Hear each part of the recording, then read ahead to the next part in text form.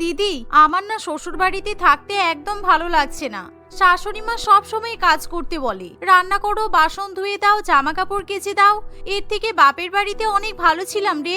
ঠিক বলেছিস, তাও তো তোর ননদ নেই, কিন্তু আমার ননদ আছে। সারাক্ষণ জ্বালিয়ে মারে আর সব সময় আমার জিনিসের উপর নজর দেয়। এর থেকে মায়ের বাড়িতে খুব ভালো ছিলাম। কিছুদিন মায়ের বাড়িতে গিয়ে থাকলে খুব ভালো হতো। হ্যাঁ, ঠিকই বলেছিস। মা ফোন করেছিল জানিস, মায়ের নাকি জ্বর হয়েছে, শরীরটা ভালো নেই। তাই চল এই অজুহাতে বাপের বাড়িতে চলে যাই, আর আমাদের বরগুলোকেও আঁচলে বেঁধে নিয়ে যাব, কারণ ওরা এমনিতেই আমাদের ছাড়া থাকতে পারে না। একদম ঠিক বলেছিস। আর আমাদের স্বামীরা যে পরিমাণে শাশুড়ি মা পাগল, সুতরাং শাশুড়ি মায়ের শরীর খারাপ হয়েছে শুনলে আমাদের সাথে এমনিই দৌড়াবে, কারণ ওরা আমাদের থেকেও আমাদের মাকে বেশি ভালোবাসে। যত সব নাটক। এভাবেই দুই বোন ফোনে কথা বলে এবং হাসাহাসি করে। ঠিক এমন সময় তাদের দুই স্বামী অফিস থেকে বাড়িতে ফিরে আসে। শুনছো, মায়ের কিন্তু বেশ কিছুদিন ধরে জ্বর, শরীরটা একদম ভালো নেই। তাই আমি আর দিয়া ঠিক করেছি কিছুদিন বাপের বাড়িতে গিয়ে থাকবো। তোমরা কি আমাদের সাথে যাবে? হ্যাঁ যাবো। মায়ের জ্বর হয়েছে সেই বিষয়ে তুমি আমাকে আগে বলোনি কেন? তাহলে তো অনেকদিন আগেই চলে যেতাম। ইস, মা কষ্ট করে বাড়ির সব কাজ করছে মনে হয়। তাই চলো আমরা এক্ষুনি চলে যাই। হ্যাঁ যাব, কিন্তু তার আগে তুমি শাশুড়ি মায়ের সাথে কথা বলবে চলো, কারণ আমি ওনাকে রাজি করাতে পারবো না। ছেলের বৌমা একসাথে মায়ের বাড়িতে চলে যাবে, সেটা উনি নাও মেনে নিতে পারেন। তাই ওনাকে তুমি রাজি করাবে। আরে তুমি চিন্তা করো না, আমাদের বাড়িতে এমনিতেই তো 10টা চাকর আছে, সুতরাং মায়ের কোনো অসুবিধা হবে না। আমার মা অনেক আরামেই থাকবে। কিন্তু এই মুহূর্তে তোমার মায়ের কাছে আমাদের যাওয়া বেশি দরকার, বুঝেছো? একইভাবে দিয়াও তার স্বামীকে মায়ের শারীরিক অসুস্থতার কথা জানায়। ফলে অভিজিৎ এবং তমাল শ্বশুরবাড়িতে যাওয়ার জন্য নিজেদের মায়ের সাথে কথা বলে। তাদের মায়েরাও কিছু বলতে পারে না। এভাবে সেদিনই দুই বোন নিজের নিজের স্বামীকে নিয়ে মায়ের বাড়িতে গিয়ে ওঠে। কমলা দেবী দুই মেয়ে এবং জামাইকে দেখে খুবই খুশি হয়। তোরা এসেছিস, তোদের সাথে অনেকদিন দেখা হয়নি, তোদেরকে দেখে আমি খুব খুশি হয়েছি। আমার জ্বর শুনে তোরা যে আমার বাড়িতে থাকতে চলে আসবি আমি তো ভাবতেও পারছি না। সব সময় একা একা থাকি তো, তাই আমার মন খারাপ থাকে। কিন্তু এখন তোরা চলে এসেছিস, তাই আমার আর কোনো কষ্ট রইল না। হ্যাঁ মা জানি, কিন্তু মা আমরা অনেক দূর থেকে জার্নি করে এসেছি, তাই আমাদের খুব খিদে পেয়ে গেছে। আমাদের বিয়ের আগে তুমি যেমন আমাদের গরম গরম চাউমিন করে খাওয়াতে মনে আছে? আজকে আমাদের সবাইকে ওরকম চাউমিন ভেজে খাওয়াও তো, আমরা ঘরে গিয়ে একটু আরাম করে নিই। তার সাথে চিলি চিকেন বানাবে, কারণ তুমি তো ভালো করেই জানো আমি ওরকম শুকনো শুকনো চাউমিন খেতে পারি না। বেশ ঝাল ঝাল করে চিলি চিকেন দিয়ে চাউমিন খাবো। আর হ্যাঁ, চাউমিনের মধ্যে বেশি করে লঙ্কার কুচি দিও, কারণ তোমার জামাই কিন্তু লঙ্কা খেতে পছন্দ করে। এভাবে টিনা এবং দিয়া তাদের মাকে চাউমিন এবং চিলি চিকেন বানানোর অর্ডার দেয় এবং নিজেদের ঘরে গিয়ে শুয়ে পড়ে। তারা ঘরে গিয়ে শুয়ে শুয়ে ফোন দেখে এবং গল্পগুজব করে। কিন্তু কমলা দেবী রান্নাঘরে সবার জন্য রান্না বান্না করতে চলে যায়, যা দেখে তার দুই জামাই বাবা জীবনের খুবই খারাপ লাগে। তমাল দেখেছো আমাদের বউগুলো কিরকম বদমাইশ? এখন ভালো করেই বুঝতে পারছি যে ওরা কেন বাপের বাড়ি আসার জন্য ব্যস্ত হয়ে গিয়েছিল। শ্বশুর বাড়িতে থাকলে কাজ করতে হবে, কিন্তু বাপের বাড়িতে এলে মাকে কাজ করার অর্ডার করতে পারবে। তাই দুই বোনই বাপের বাড়িতে দৌড়ে এসেছে। ইস, আমাদের শাশুড়ি মায়ের জ্বর হয়েছে, তারপর রান্নাঘরে গিয়ে আমাদের জন্য রান্না বান্না করছে। চলো আমরা দুজনে গিয়ে শাশুড়ি মাকে হেল্প করে দিই। এই বলে দুই জামাই রান্নাঘরে চলে যায়। তারা দুজনেই শাশুড়ি মাকে হাতে হাতে সাহায্য করতে শুরু করে, কিন্তু যা দেখে কমলা দেবীর খুবই খারাপ লাগে। তোমরা দুজনে বেকার বেকার রান্নাঘরে আসলে, তোমরা বাইরে গিয়ে গল্প করো, আমি সব রান্না বান্না করে নেব। তোমরা আমার জামাই বাবা জীবন, তাই তোমরা রান্নাঘরে এসে কাজ করছো, এটা কিন্তু মোটেই মানায় না। কেন মানাই না কেন? আমরা যদি আপনার নিজের ছেলে হতাম তাহলেও কি আপনি আমাদেরকে বারণ করতে পারতেন? আপনি সবসময় আমাদের জামাই ভাবেন, কখনোই তো নিজের ছেলে ভাবেননি, তাই আপনি এই কথা বলতে পারলেন। আপনি যথেষ্ট অসুস্থ, আপনার বয়স হয়েছে, তাই আমরা এরকম আপনার ঘাড়ে বসে খেতে পারি না। আমরা আপনাকে কাজ করতে সাহায্য করব। আর আপনার দুই মেয়ে তো অপদার্থ হয়েছে, তবে আমরা কিন্তু অপদার্থ নয়। এমন কথা শুনে কমলা দেবী চুপ করে থাকে, আর সে মনে মনে ভাবে যে সত্যি ভাগ্য করে সে দুই জামাইকে পেয়েছে। তার দুই মেয়ে অকর্মার ঢেকি, কিন্তু দুই জামাই খুবই কর্মঠ। তাই তারা শাশুড়ি মায়ের হাতে হাতে চিকেন ধুয়ে দেয়, চিলি চিকেন রান্না করে দেয়, এমনকি চাউমিন পর্যন্ত ভেজে দেয়। এভাবে রান্না হয়ে গেলে শাশুড়ি মা এবং তার দুই জামাই মিলে টেবিলের উপর খাবার সাজিয়ে দেয়। এ কি, তোমরা দুজনে কাজ করছো কেন? মা তুমি সত্যি পারো বটে। বাড়ির জামাইকে দিয়ে কেউ রান্নাঘরের কাজ করায় নাকি? ওরা তো আর ঘর জামাই নয় যে তোমার হাতে হাতে কাজ করবে। তুমি একটা কাজও একা একা করতে পারো না বলো? লোকে দেখলে কি ভাববে বলো তো? আমি ওদের অনেক বারণ করেছি, কিন্তু ওরা তো আমার কথাই শুনলো না। আমি তাহলে কি করব? জামাই বাবা, তোমরা বসে একসাথে খেয়ে নাও, না হলে তোমাদের জন্য আমার 2 মেয়ে আমাকে কথা শোনাচ্ছে। ওরা তো কথা শোনানো ছাড়া কোনো কাজই করতে পারে না। এই দিয়া, তুমি একদম চুপ করে থাকো। তোমাদের মায়ের শরীর অসুস্থ, একা একা রান্নাঘরে গিয়ে কাজ করবে, তোমরা কোথায় তাকে একটু হেল্প করবে তা নয়, আবার তাকে কথা শোনাচ্ছ। তোমরা দুজনে যদি রান্নাঘরে গিয়ে মাকে সাহায্য করতে, তাহলে আমাদেরকে আর গিয়ে হেল্প করতে হতো না। এবার চুপ করে বসে খাও। আর মা, আপনি কিন্তু আমাদের সাথে একসাথে বসেই খাবেন, বেশি দেরি করবেন না। তমাল এবং অভিজিতের কথা শুনি দিয়া এবং টিনা একেবারে চুপ করে থাকে। দেখতে দেখতে এভাবেই 2-1টা দিন কাটে, কিন্তু দিয়া এবং টিনা 2 বোনের কোনো চক্ষু লজ্জা নেই। তারা শুধু পায়ের উপর পা তুলে বসে সারাদিন আরাম করে। অন্যদিকে কমলা দেবী একা একা বাড়ির সমস্ত কাজকর্ম করে, যা দেখে অভিজিৎ এবং তমালের মোটেই ভালো লাগে না। এমনই একদিন, মা, আমি পার্লার থেকে সবে ম্যানিকিউর করিয়ে এসেছি, তাই আমি না কোনো কাজ করতে পারছি না। তুমি বরঞ্চ একটা কাজ করো, তুমি তোমার জামাইয়ের এই শার্ট আর প্যান্টটা একটু ধুয়ে দাও তো। ও প্রায় দিন অফিসে এই জামাটাই পরে যায়, তাই অনেক নোংরা হয়ে গেছে। হ্যাঁ দে, আমি ধুয়ে দেব। দিয়াও আমাকে অনেকগুলো জামা কাপড় দিয়ে গেছে, সবগুলো একসাথে ধুয়ে ছাদে মেলে দেব।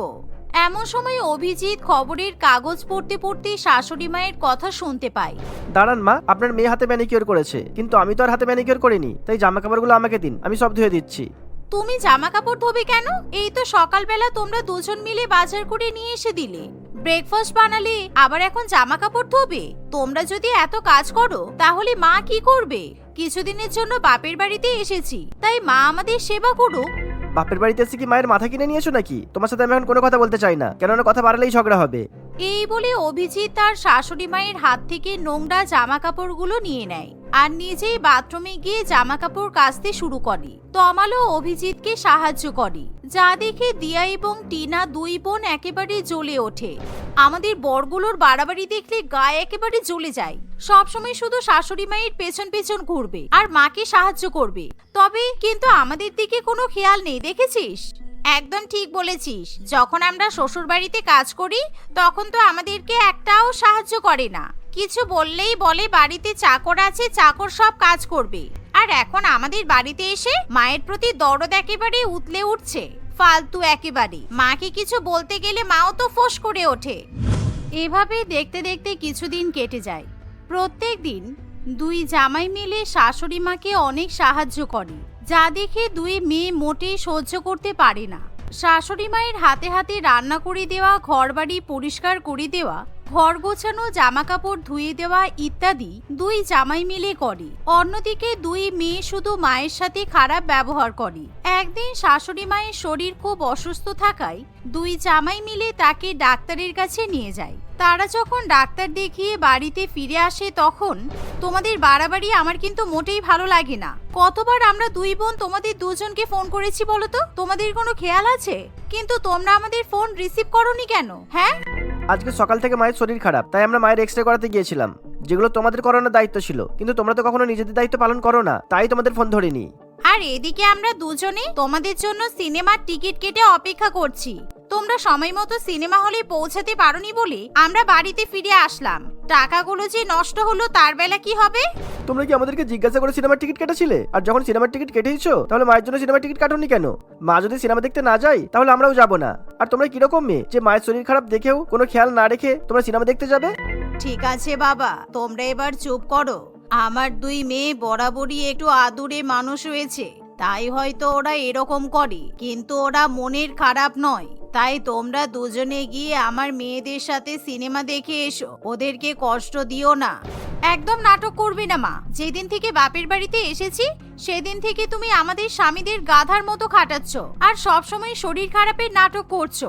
এসব কি না করলেই নয়? তুমি ভুলে যাচ্ছ ওরা এই বাড়ির জামাই আর আমরা মেয়ে। তুমি একদম বেশি বাড়াবাড়ি করবে না কিন্তু। টিনা, এখানে থাকার কোনো দরকার নেই, কারণ এখানে বেশি দিন থাকলে মা আমাদের 2 স্বামীকে খাটিয়ে খাটিয়ে মারবে। তার থেকে চল আমরা শ্বশুর বাড়িতে ফিরে যাই। ভাবলাম বাপের বাড়িতে এসে আরাম করে আমাদের স্বামীদের নিয়ে ঘুরে বেড়াবো, আর মা আমাদের রান্না বান্না করে খাওয়াবে, আমাদের একটু সেবা করবে। তা যখন হচ্ছে না, তাহলে এখানে তো থাকার কোনো দরকার নেই। 2 মেয়ের মুখে এমন কথা শুনে কমলা দেবী বুঝতে পারে যে সত্যিই তার 2 মেয়ের থেকে 2 জামাই বাবা জীবন অনেক ভালো। তার যদি দুই মেয়ে না হয়ে অভিজিৎ এবং তমালের মতো দুই ছেলে থাকতো তাহলে বোধহয় খুব ভালো হতো। তবে কমলা দেবী কখনো তার দুই মেয়েকে কোনো অভাব বুঝতে দেয়নি, এমনকি বাবার কষ্টও বুঝতে দেয়নি। কিন্তু তবুও তার দুই মেয়ে এতটা অমানবিক হয়েছে সেটা বলার নয়। অন্যদিকে পরের বাড়ির দুই ছেলে এসে শাশুড়ি মায়ের এত খেয়াল রাখে যে তার চোখে সবসময় জল চলে আসে, তবুও সে তার দুই মেয়েকে কিছুই বলতে পারে না। এ কি, তুমি ব্যাগ গোছালে কেন? তুমি আবার কোথায় যাবে? আমরা ঠিক করেছি মা 6 মাস আমার কাছে থাকবে আর 6 মাস তমালের কাছে থাকবে। কেননা মায়ের তো এমনিতেই বয়স হয়েছে, তাই মাকে একাই বাড়িতে ছেড়ে যাওয়া মোটেই উচিত হবে না। আমরা আমাদের বাড়ির লোকেদের সাথে কথা বলে নিয়েছি, আমাদের সিদ্ধান্ত ওরা খুব খুশি হয়েছে, ওরাও চাই মা আমাদের সাথেই থাকুক। তোমরা এত বড় সিদ্ধান্ত নিলে কিন্তু আমাদের জানানোর কোনো প্রয়োজন মনে করলে না? মাকে যে বয়ে বয়ে নিয়ে যাচ্ছ, ওনার খেয়াল কে রাখবে? আমরা কিন্তু কোনো কাজ করতে পারবো না। তোমরা কোন দিন কোন কাজ করো? হ্যাঁ, শ্বশুর বাড়িতে থাকলে তো আমাদের মাকে বোনকে অর্ডার করো আর কাজের লোককে তো সব কাজ করিয়ে নাও। সুতরাং তোমাদেরকে তোমাদের নিজেদের মায়ের খেয়াল রাখতে হবে না, আমরা খেয়াল রাখবো। তোমাদের মতো মেয়ে হওয়ার থেকে না হওয়াই ভালো। তাই আমি ঈশ্বরের কাছে প্রার্থনা করি যদি আমাদের মেয়ে হয় তোমাদের মতো কখনোই না হয় তারা। অভিজিৎ এবং তমাল এই কথা বললে দিয়া এবং টিনা সত্যিই ভীষণ পরিমাণে লজ্জায় পড়ে। সেদিন কমলা দেবী প্রথমে অভিজিতের বাড়িতে চলে যায়। প্রথম 6 মাস সে অভিজিৎ এবং টিনার বাড়িতে থাকে আর পরে 6 মাস সে তমাল এবং দিয়ার বাড়িতে থাকে। এভাবে দুই জামাই তাদের শাশুড়ি মায়ের এত সেবা যত্ন করে যে কমলা দেবী খুবই হাসি খুশি জীবন কাটাতে পারে। তবে ইতিমধ্যে দুই মেয়ে নিজেদের ভুল বুঝতে পারে, তাই তারা তাদের মায়ের কাছে ক্ষমা চেয়ে নেয়। এখন তারাও তাদের মাকে কোনো কষ্ট দেয় না, সবসময় মায়ের সাথে ভালো ব্যবহার করে এবং মায়ের খেয়াল রাখে। সুরেখা তার বাবা মা এবং এক ভাইয়ের সঙ্গে বাস করত। ছোটবেলা থেকে সুরেখা কোল্ড ড্রিঙ্কস খেতে খুবই পছন্দ করত। সে কোল্ড ড্রিঙ্কস খেতে এতটাই ভালোবাসতো যে শীতকালেও সে কোল্ড ড্রিঙ্কস খাওয়া বন্ধ করত না। সে কোল্ড ড্রিঙ্কসের প্রতি এতটাই আসক্ত ছিল যে সারাদিন অন্য কোনো খাবার না খেয়ে শুধুমাত্র কোল্ড ড্রিঙ্কস খেয়ে সে সময় কাটিয়ে দিতে পারত। তার এই বাজে স্বভাবের জন্য সে তার বাড়িতে বাবা মায়ের কাছে সবসময় বকা শুনত, কিন্তু তবুও কোনো কিছুর প্রভাব তার উপর পড়তো না। এমনই একদিন দুপুরবেলা সে কিছুটা পপকর্ন এবং কোল্ড ড্রিঙ্কস নিয়ে তার একটা পছন্দের মুভি দেখতে শুরু করে। ঠিক তখনই তার মা মালতী দেবী সেখানে এসে বলে, কি রে, তুই আবার কোল্ড ড্রিঙ্কস খাচ্ছিস? আচ্ছা, তোর গায়ে কি মানুষের চামড়া আছে নাকি গন্ডারের চামড়া আছে বলতো? কোনো কথা তোর গায়ে লাগে না? এতবার করে বলা হয় যে শীতকালে কোল্ড ড্রিঙ্কস খাস না, তোর কানে কি একটা কথাও যায় না? মা, তুমি আবার শুরু করলে? তুমি তো জানো কোল্ড ড্রিঙ্কস ছাড়া আমার পক্ষে জীবন কাটানো সম্ভব নয়, আর বিশেষ করে শীতকালে ঠান্ডা ঠান্ডা কোল্ড ড্রিঙ্কস খাওয়ার মজাই আলাদা। তুমি তো ফ্রিজ বন্ধ করে দিয়েছিলে, সেই জন্য কোল্ড ড্রিঙ্কস গুলো একটু গরম হয়ে গেছে, আর ফ্রিজে বরফও ছিল না। কোল্ড ড্রিঙ্কস এর সঙ্গে বরফ মিশিয়ে খেলে আরো বেশি ভালো লাগে। হ্যাঁ, খেতে ভালো লাগে, আর শরীর খারাপ করে তখন ভালো লাগে তো। কোল্ড ড্রিঙ্কস এর পেছনে যত না বেশি টাকা খরচ হয়, তার চেয়ে বেশি টাকা তো ওষুধ খরচে লেগে যায়। 2 দিন পর পর সর্দি করে কাশি হয়, তবুও তোর শিক্ষা হয় না? শীতকালে সর্দি কাশি তো সবারই লেগে থাকে। তুমি তো কোল্ড ড্রিঙ্কস খাও না, তোমারও তো সর্দি কাশি হয়। তাহলে সর্দি কাশি হওয়ার হলে তার এমনি হবে, আর তাছাড়া এটা তো কোনো বড়সড় রোগ নয়, 2 দিনে এমনিই সেরে যাবে। তুমি যাও তো এখান থেকে, আমার পছন্দের মুভিটা দেখতে দাও। আমি বুঝতে পেরেছি তুই মরবি বলেই লেগেছিস, তোর মরণ পাখনা গজিয়েছে তাই না? ঠিক আছে, আমিও দেখি তুই কত উঠতে পারিস। এবার শরীর খারাপ হোক না, একটা টাকারও ওষুধ কিনে আনবো না, আর তোর বাবাকেও বলে দেব তোকে কোল্ড ড্রিঙ্কস কেনার টাকা যেন না দেয়। হ্যাঁ ঠিক আছে, যাও যাও, যা করার করো, যাও। সুরেখার মা তার উপর রাগ করে সেখান থেকে চলে যায়। সুরেখা আবার মজা করে পপকর্ন ও কোল্ড ড্রিঙ্কস খেতে খেতে সিনেমা দেখতে থাকে। সুরেখা এখন কলেজে পড়ে। সে তাদের কলেজের ক্যান্টিনে গিয়েও একেবারে 10 বোতল 20 বোতল করে কোল্ড ড্রিঙ্কস খেয়ে নিত। তার বন্ধুরা তাকে দেখে ভীষণ পরিমাণে অবাক হতো।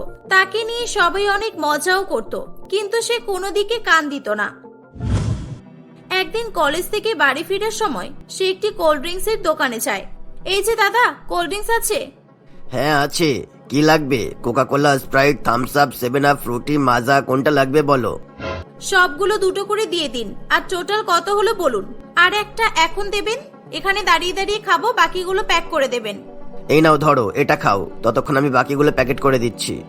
সুরেখা কোল্ড ড্রিঙ্কসটা হাতে নিয়ে ভীষণ পরিমাণে রেগে যায়। এ বাবা, এটা কি? এটা কোল্ড ড্রিঙ্কস নাকি গরম চা বলুন তো? আমার তো এটা কোল্ড ড্রিঙ্কস বলে মনে হচ্ছে না, এটা খেয়ে মনে হচ্ছে আমি শরবত খাচ্ছি, তাও আবার গরম শরবত। কোল্ড ড্রিঙ্কস ঠান্ডা নেই কেন? আসলে ম্যাডাম শীতকালে তো কেউ কোল্ড ড্রিঙ্কস খায় না, সেই জন্য কোল্ড ড্রিঙ্কস বিক্রি হয় না, তাই ফ্রিজটা এখন বন্ধ রাখি। কারণ দুটো কোল্ড ড্রিঙ্কস বিক্রি করে যা লাভ হয় তার থেকে বেশি ইলেকট্রিক খরচ পড়ে যায়। আর যদিও বা 2-1 কোল্ড ড্রিঙ্কস খেতে আসে, তারা গরম কোল্ড ড্রিঙ্কস চাই, সেই জন্য আপনাকেও গরম কোল্ড ড্রিঙ্কসই দিলাম, ঠান্ডা কোল্ড ড্রিঙ্কস নেই। আপনি এত মূর্খ কেন বলুন তো? কোল্ড ড্রিঙ্কস এর অর্থ আপনি জানেন? কোল্ড মানে ঠান্ডা, আর ড্রিঙ্কস মানে পানীয়। কোল্ড ড্রিঙ্কস যদি ঠান্ডা না হয় তাহলে খেয়ে লাভটা কি? বেকার বেকার আপনি আমার মুডটাই নষ্ট করলেন। এই নিন আপনার কোল্ড ড্রিঙ্কস, আমি আপনাকে কোনো টাকা দেব না, আর এগুলোও নেব না। কিন্তু ম্যাডাম এই কোল্ড ড্রিঙ্কসটাই তো আপনি মুখ দিয়েছেন, আপনি এটো করে ফেলেছেন, সুতরাং এটার জন্য আপনাকে টাকা দিতে হবে। এটাকে কোল্ড ড্রিঙ্কস বলে আপনি অপমান করবেন না, ঠিক আছে? এটা যদি ঠান্ডা হতো তাহলে আমি আপনাকে নিশ্চয়ই টাকা দিতাম। এরকম গরম কোল্ড ড্রিঙ্কস এর জন্য আমি কেন টাকা দিতে যাব আপনাকে? আরে আপনি তো দেখছি খুবই ফালতু একটা মহিলা, আপনি তো এই কোল্ড ড্রিঙ্কস গুলো বাড়িতে নিয়ে গিয়ে ফ্রিজে রেখে ঠান্ডা করেও খেতে পারেন, তাহলে বেকার বেকার আমার সঙ্গে ঝগড়া করছেন কেন? আপনাদের স্বভাবটাই না খুবই খারাপ, আমাদের মতো গরিবদের পেটেই লাথি মারতে আপনাদের খুব ভালো লাগে, তাই না? ও আচ্ছা, আমি যখন বাড়িতে গিয়ে ফ্রিজে রেখে এগুলো ঠান্ডা করেই খাবো, তাহলে আপনি এই কোল্ড ড্রিঙ্কস গুলোর দাম কম ধরুন। আপনি গরম কোল্ড ড্রিঙ্কস দেবেন, তারপরও দামও ফুল নেবেন, এটা কি করে হয়? বলুন আপনি কি করবেন? আপনি যদি এই কোল্ড ড্রিঙ্কস গুলোর দাম কম করে ধরেন তাহলেই কিন্তু আমি নিয়ে যাব, না হলে নেব না। না ম্যাডাম, আমি দাম কম করতে পারবো না, এক একটা কোল্ড ড্রিঙ্কস বিক্রি করে মাত্র 2 টাকা থাকে। আপনাকে কোল্ড ড্রিঙ্কস নিতে হবে না, আপনি যে কোল্ড ড্রিঙ্কসটা খেয়েছেন সেটার দাম দিয়ে চলে যান। না, আমি আপনাকে কোনো টাকা দেব না। আমি টাকা না দিলে আপনি কি আমার কাছ থেকে জোর করে টাকা নেবেন? সুরেখা এভাবেই দোকানদারের সঙ্গে ভীষণ পরিমাণে ঝগড়া করতে থাকে। ঠিক তখনই সেখানে বিজয় নামে একটি ছেলে চলে আসে। বিজয় তাদের কয়েকটা কথা শুনে বুঝতে পারে যে সুরেখা কোল্ড ড্রিঙ্কস এর দাম কমানোর জন্য ঝগড়া করছে। বিজয় সুরেখাকে বলে, এই যে ম্যাডাম, আপনি বোকার মতো এনার সঙ্গে কোল্ড ড্রিঙ্কস এর দাম কমানোর জন্য ঝগড়া করছেন। আপনি আবার কোথা থেকে উধাও হলেন? আমি এনার সঙ্গে ঝগড়া করছি, তাতে আপনার কি হচ্ছে? ও বুঝেছি, কে হয় এটা আপনার? নিশ্চয়ই কেউ হয়, তাই জন্য এনার হয়ে আপনি ঝগড়া করতে এসেছেন। আরে না না ম্যাডাম, ইনি আমার কেউ হন না, আমি তো আপনার ভালোর জন্যই আপনাকে কয়েকটা কথা বলতে এলাম। আমার ভালোর জন্য? কি বলতে এলেন শুনি? মিথ্যা কথা বলার জায়গা পান না নাকি? আপনি আবার আমার কি ভালো করবেন? আমি এটা বলতে চাইছিলাম যে আপনি কোল্ড ড্রিঙ্কসের দাম কম করতে চাইছেন, তাই তো? তাহলে আপনি অনলাইন থেকে কোল্ড ড্রিঙ্কস কেন অর্ডার করছেন না? কোল্ড ড্রিঙ্কসের উপর অফার চলছে, আপনি হাফ দামে অনেক কোল্ড ড্রিঙ্কস পেয়ে যাবেন। আপনার কাছে ফোন থাকলে আপনি এখনই চেক করতে পারেন। বিজয়ের কথা শুনে সুরেখা সঙ্গে সঙ্গে তার ফোন বের করে অনলাইনে কোল্ড ড্রিঙ্কস এর দাম চেক করতে থাকে। সে দেখে যে সত্যি সত্যি অনলাইনে কোল্ড ড্রিঙ্কস এর দাম অনেক কম। সুরেখা এই দেখে প্রচুর পরিমাণে খুশি হয়। ও মাই গড, সত্যি তো কোল্ড ড্রিঙ্কস এর দাম এত কম! যে কোল্ড ড্রিঙ্কস এর দাম 50 টাকা, সেটার দাম এখানে মাত্র 27 টাকা দেখাচ্ছে। Oh my God, oh my God! আপনি জানেন না আপনি আমার কত বড় উপকার করেছেন। Thank you so much.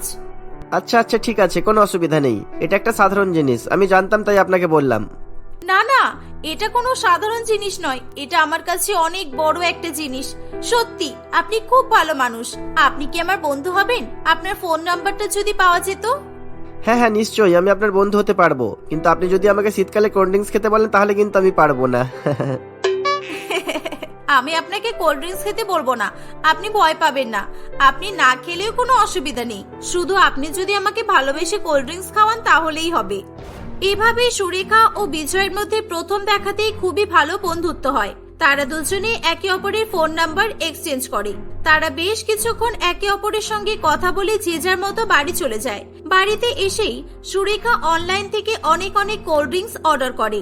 Delivery boy পরের দিনে সুরেখার বাড়িতে এসে কোল্ড ড্রিঙ্কস গুলো ডেলিভারি করে যায়।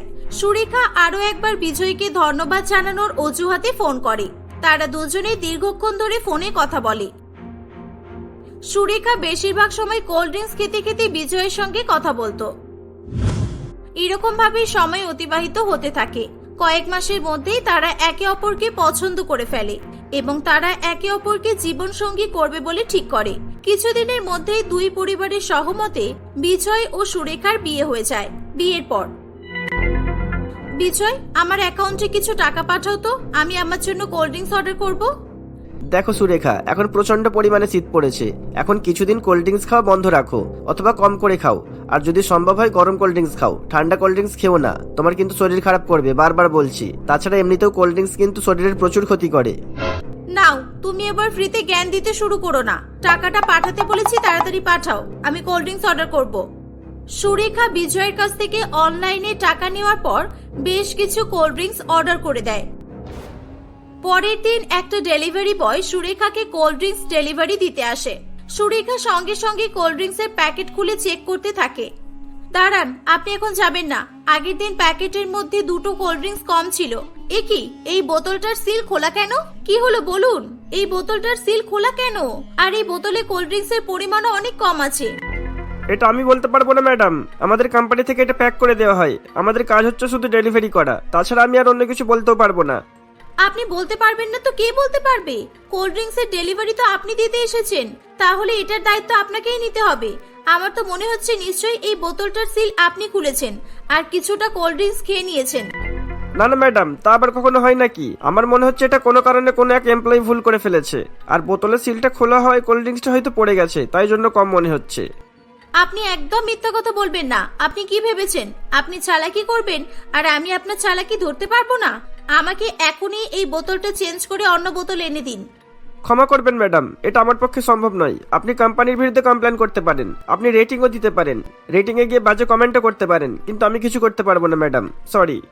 এটা শুনে সুরেখা প্রচুর পরিমাণে রেগে যায়। আপনার এত বড় সাহস, আপনি কাস্টমারের সঙ্গে এভাবে ব্যবহার করবেন? দাঁড়ান, আপনাকে দেখাচ্ছি মজা। এই বলে সুরেখা কোল্ড ড্রিঙ্কস এর বোতলটা খুলে ডেলিভারি বয়ের মুখে কোল্ড ড্রিঙ্কস ছুঁড়ে মারে। এটা আপনি কি করলেন ম্যাডাম? আপনি কিন্তু এটা ঠিক করলেন না। ঠিক সেই সময় সেখানে বিজয় চলে আসে। বিজয় কিছুটা দূরে দাঁড়িয়ে সবটাই দেখছিল। বিজয় সুরেখার উপর প্রচুর পরিমাণে রেগে যায় এবং সুরেখার গালে একটা চড় মারে। তোমাকে কিছু বলা হয় না বলে তুমি অনেক বেড়ে গেছো। কোল্ড ড্রিঙ্কস নিয়ে পাগলামি করতে করতে তুমি মানুষকে সম্মান করতেই ভুলে গেছো। তুমি এভাবে এনার মুখে কোল্ড ড্রিঙ্কস কেন ছুড়ে মারলে? কোল্ড ড্রিঙ্কস এর সিল খোলা ছিল, তাতে এনার তো কোনো হাত নেই। তুমি বোধহয় জানো না, আমি 2-4 বছর আগে ডেলিভারি বয়েরই কাজ করতাম। আমার সাথেই যদি কেউ এরকম করতো তাহলে তুমি কি করতে? ছেড়ে দিন স্যার, এনাকে সব বলে কোনো লাভ হবে না। এনার মাথায় কোনো সমস্যা আছে মনে হচ্ছে। না দাদা, আপনি এমন বলবেন না। আমাকে ক্ষমা করে দিন। আমি রাগের মাথায় আপনার সঙ্গে অনেক বাজে ব্যবহার করেছি। কোনো কাজই ছোট নয়, আমি আর কোনোদিনও এরকম করব না। সুরেখার কথা শুনে ডেলিভারি বয় সেখান থেকে চলে যায়। বিজয় সুরেখার উপর রাগ করে বেশ কয়েকদিন কথা বলা বন্ধ রাখে। সুরেখা বিজয়ের রাগ ভাঙানোর জন্য শীতকালে কোল্ড ড্রিঙ্কস খাওয়া বন্ধ করে দেয়। এই দেখে বিজয় খুবই খুশি হয়। এভাবেই তারা সুখে শান্তিতে বসবাস করতে থাকে।